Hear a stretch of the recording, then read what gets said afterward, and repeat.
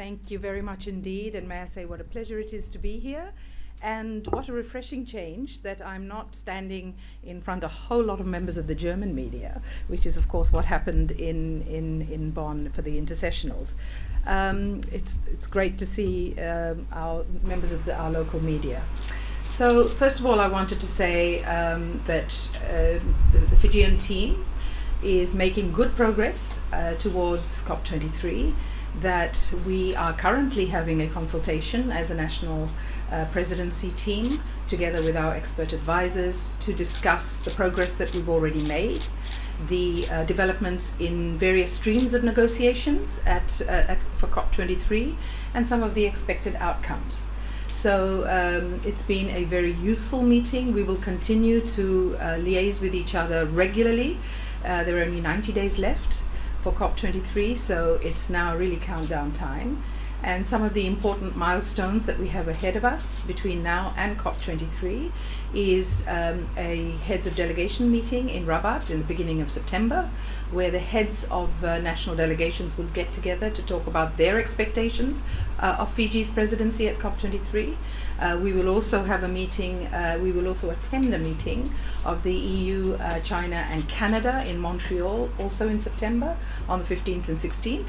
And that will be followed by, of course, the General Assembly and what is commonly known as Climate Week during the General Assembly, when civil society members get together with state parties to talk about what they would like to see in COP23 and how they see developments in climate policy internationally. So these are very, very important events in which the presidency will take a very active role. We are looking forward to this. It's very, very important that we maintain the vision of the Paris Agreement and the vision at Paris, that also we ensure that the work that is now required to implement the Paris Agreement is done, and that it is done in a very constructive and progressive spirit, keeping in mind at all times the spirit of the Paris Agreement and the need and the urgency to really maintain work towards the Paris Agreement implementation. In addition to the work on the implementation of the Paris Agreement, Fiji is very, very involved in the design for the facilitative dialogue. The facilitative dialogue was something which is planned for 2018. It is something that's going to happen under our presidency, whilst we are of course preparing for the presidency of Poland, which will have the presidency of COP24. And the purpose of the facilitative dialogue is to enhance ambition. So this is a very, very important event for the climate world, and Fiji is very privileged because we are responsible for designing the facilitative dialogue for next year, and then and of course because we continue in the role of the presidency next year to ensure that it is effectively and purposively implemented. So these are some of the important outcomes that we have been discussing, and I'm happy to say that we have made very good progress in working towards COP23. So those are my overall comments, and I'm willing to take any questions that you have for me to answer. You can identify your name and your organization when you ask your question.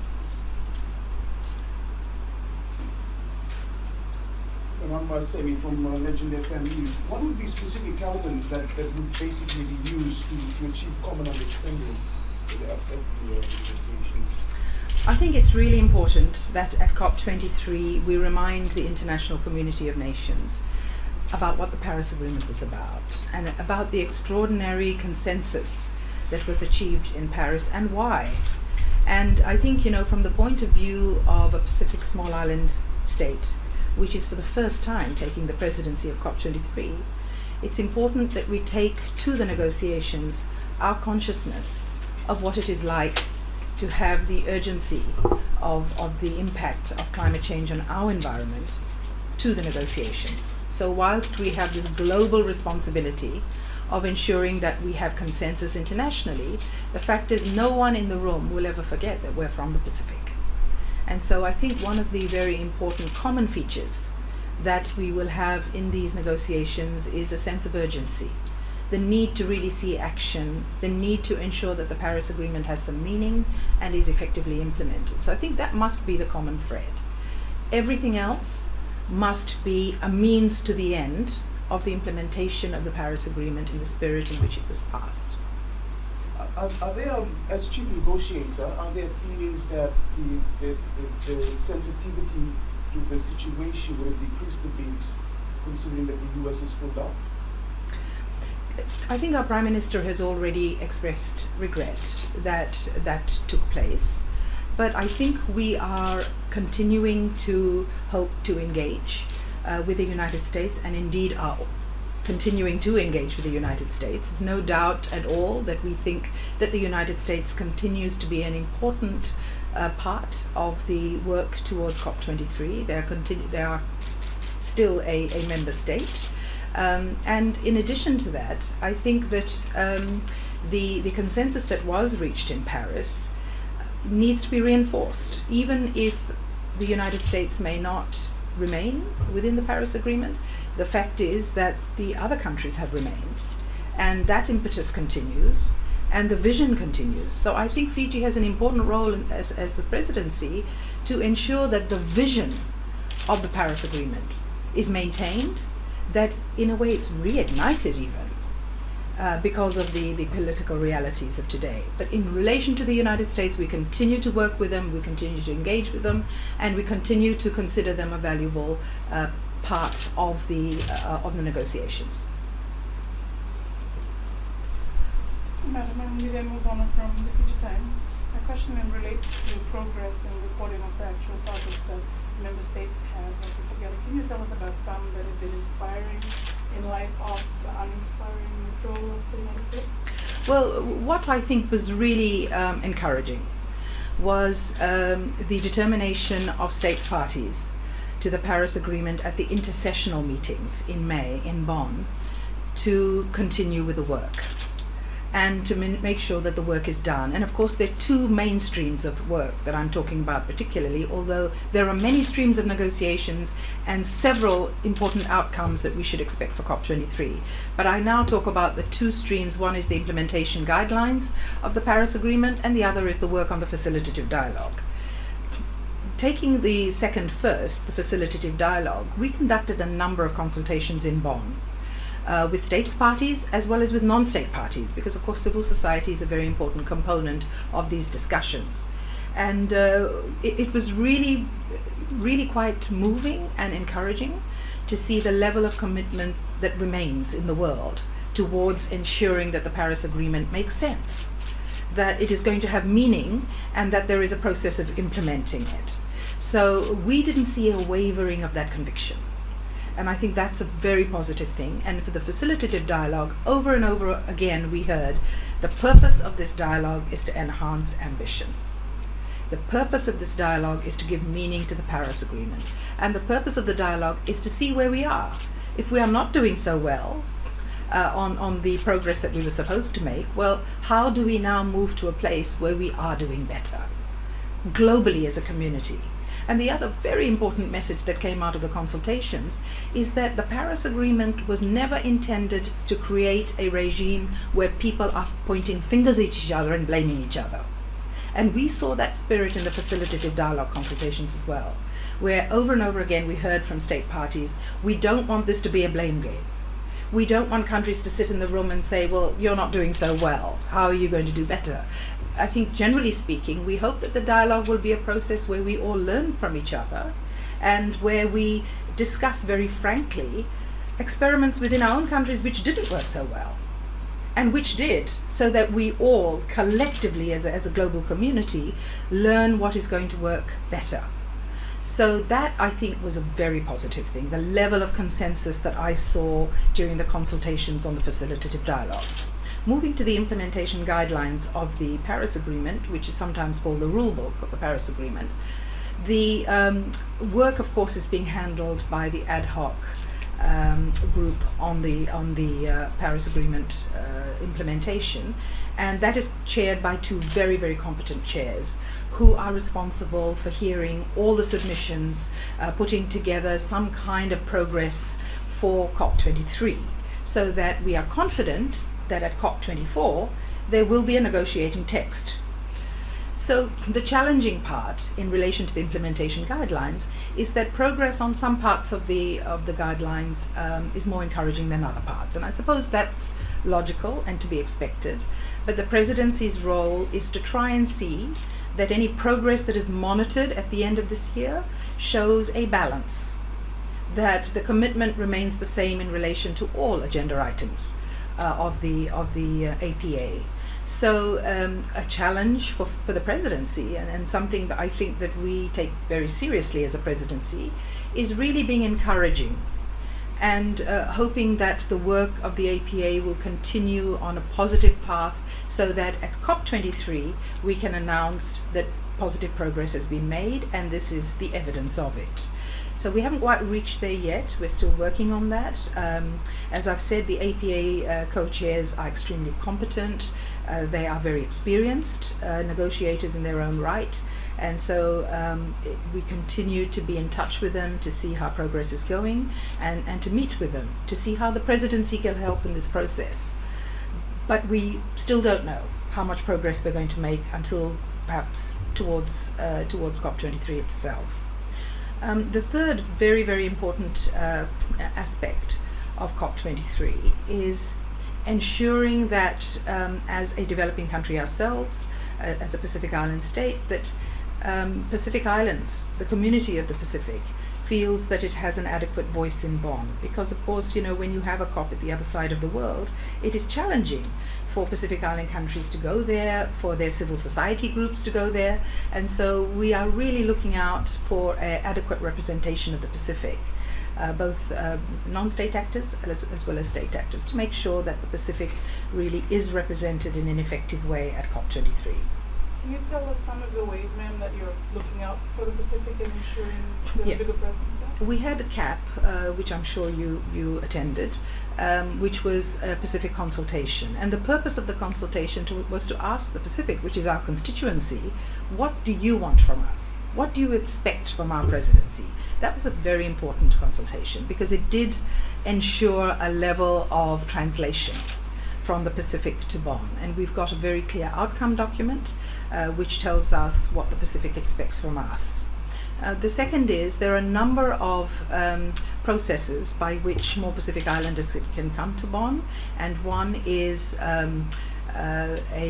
fully funded program for Pacific women who can come and attend the negotiations and the side events and activities in the Bonn zone. And I hope that Pacific women take advantage of that, because quite apart from adequate representation of the Pacific, it's also very important that more women are represented in the UNFCCC processes. So those are some of the ways in which we're doing that. The Prime Minister during the Oceans Week had a consultation with Pacific leaders in New York to also discuss what they expected from COP. So, and the process of consultation is continuous. We have a good relationship with the Pacific Islands in the process of other types of consultations, for instance the High Ambition Coalition, which is chaired by the Marshall Islands. And so there are many ways in which we continuously hear the voices of the Pacific. So it's very encouraging. This is a COP where we do expect a good representation of Pacific Islands in Bonn.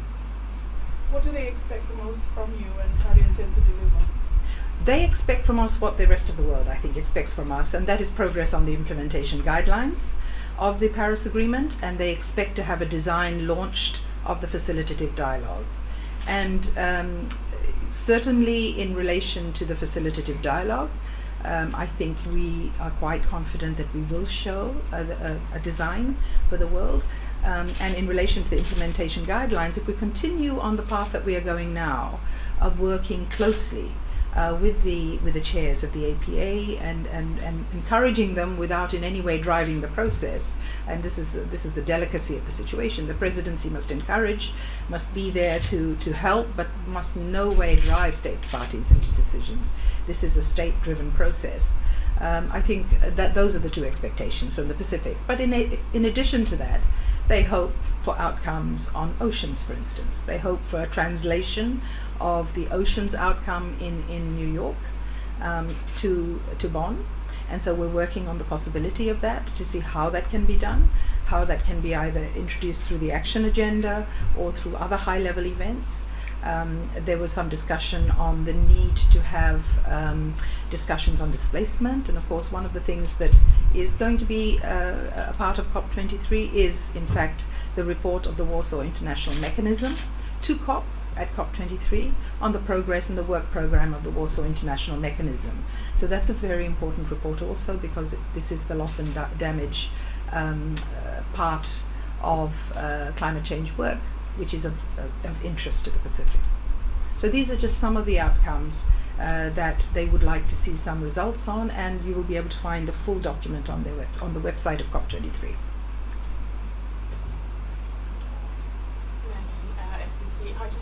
Is for the Pacific Collective, are there any non-negotiable points that they're standing by going into COP23? Non-negotiable points for Fiji? For, yes, Fiji perhaps, and the Pacific as well, in those discussions that were held at CAP?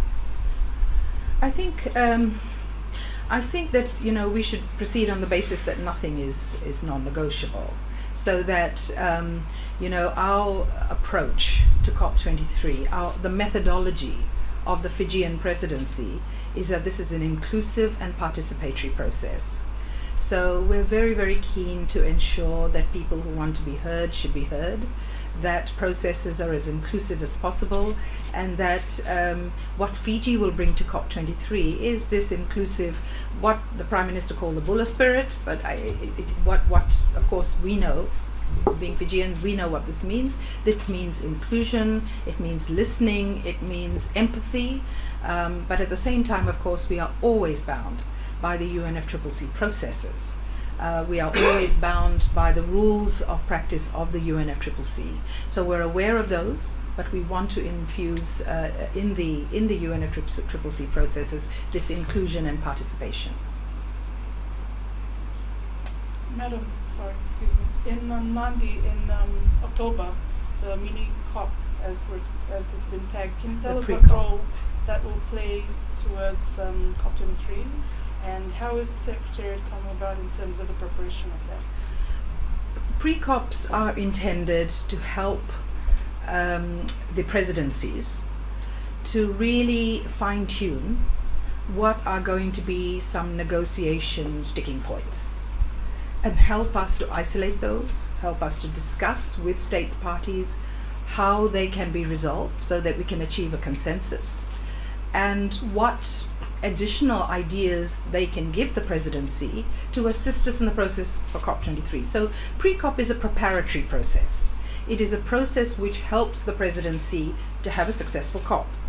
So the purpose of pre-COP, really, apart from the fact, and it's very important that it's in Fiji, because it does ensure that the Pacific Islands are well represented at pre-COP, which is a very important part for us. The purpose of pre-COP is to really help with the negotiations. And although it's also an opportunity to showcase a number of important issues from the point of view of the action agenda, from the point of view, for instance, of NDC development and building on NDCs and ensuring that the process of NDCs is more efficient, and that's an important opportunity, particularly for the Pacific communities, to contribute to that discussion. Actually, the purpose of a pre-COP is to assist the negotiations. And so it's very important for me as the chief negotiator to hear very keenly what states parties have to say about how they can assist the negotiations, how they can move them faster, how, for instance, in the implementation guidelines, we can move towards a consensus faster, but also to really ensure that there is a constructive level of discussion. So pre-COP is not intended to be like a conference. It's a dialogue. And it's supposed to be a dialogue which is honest, which is constructive, and which has a purpose, and that is to make more efficient the negotiations at COP. So that really is the purpose of it. We have already, we're already well on the way to the organization of pre-COP, and I think very soon you will see the signs of all that organization on our website and so on. Final question for the morning. You are doing well today, aren't you? Is to do with representation and awareness up to COP23 and at COP23 I understand that in May you made a call out to the international media to come to pre-COP and make a concerted effort to come to COP23.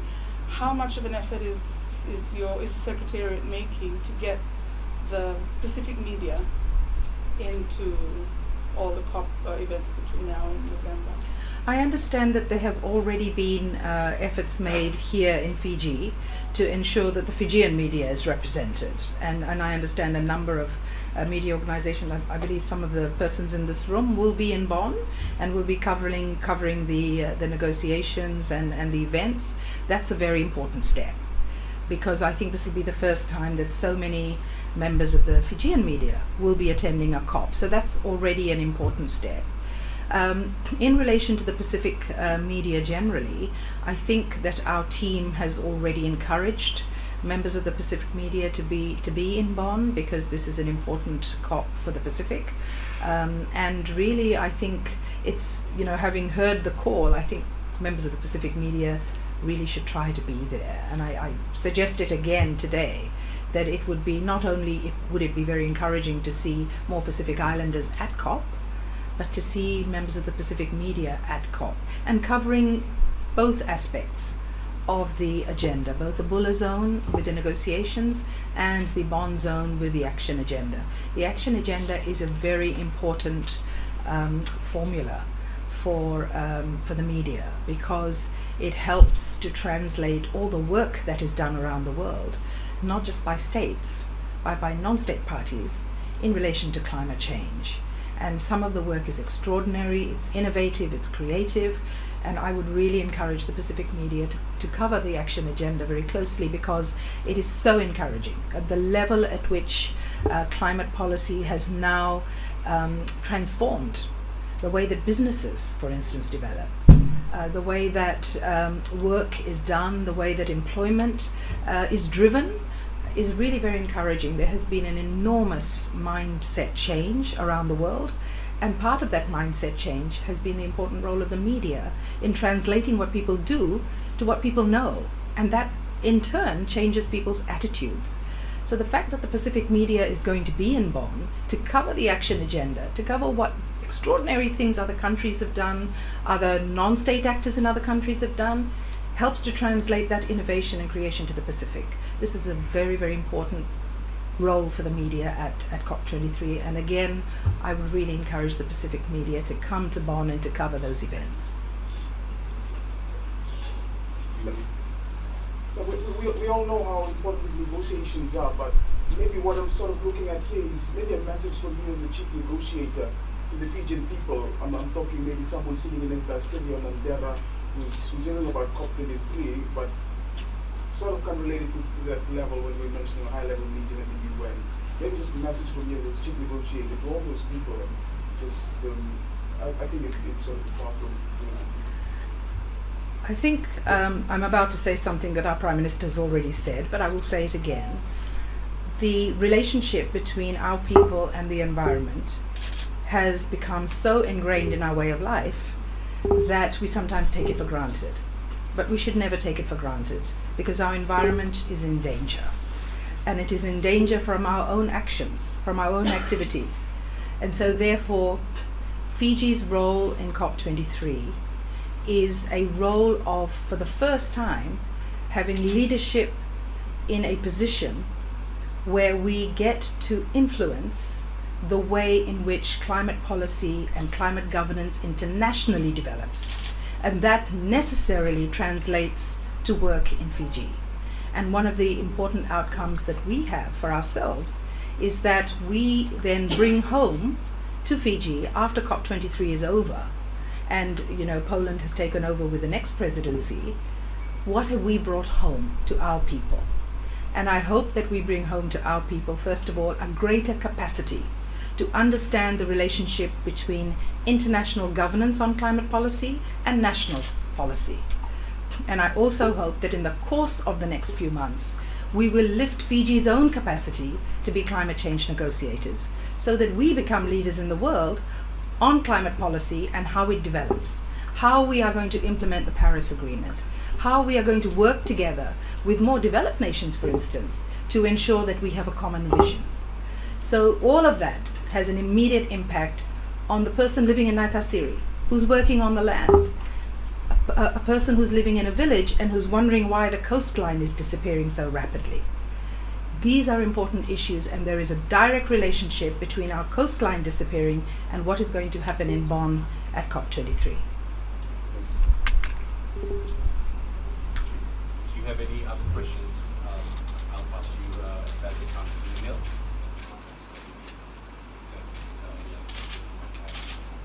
Thank you very much. Thank you very much indeed.